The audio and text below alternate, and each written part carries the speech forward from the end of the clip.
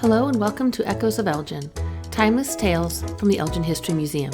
I'm Rebecca Miller, museum educator at the Elgin History Museum, and your guide through Elgin's storied past. In each episode, we bring you captivating tales from our city's rich history, exploring the events, people, and places that have made Elgin what it is today. Whether you're a longtime resident, a history enthusiast, or just curious about local lore, this podcast is for you. Our echo today reaches us from November 13th, 1988, when world traveler E.C. Mike Alft tells us of Almora's Iron Horse legacy. The western limits of Elgin now include what was once the farming community of Almora.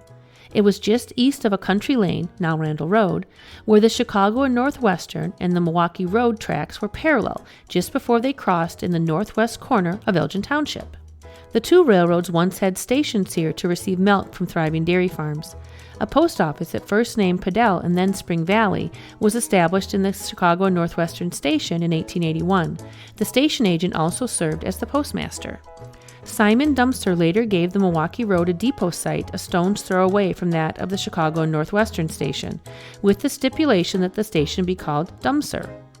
The proximity of the two stations, Spring Valley and Dumser, caused some confusion, and in 1886 the Post Office Department and the railroads agreed to call the place Almora.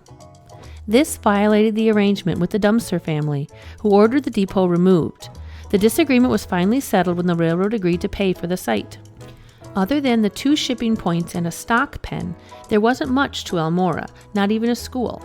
Farm children attended the Wilson School about a mile to the west until 1897, when the area was attached to what became known as the Almora District. Its school was north of the stations in Dundee Township. What really made news at Almora was the train wrecks.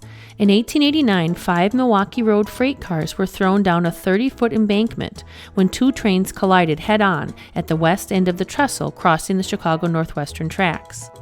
A double-header Milwaukee freight was coming through Almora from the west in 1904 when the coupling or drawbar of a car caught the frog on the switch. 19 cars tried to climb one over the other, and most of them succeeded, reported the Elgin Evening Press. There were 14 cars of fruit and 3 of meat, and then 2 of copper bars. The mass crumpled like paper, and fruit, meat, and copper flew all over the landscape. Farmers and those living in the village of Almora, the account concluded, stocked up on California fruit and meat.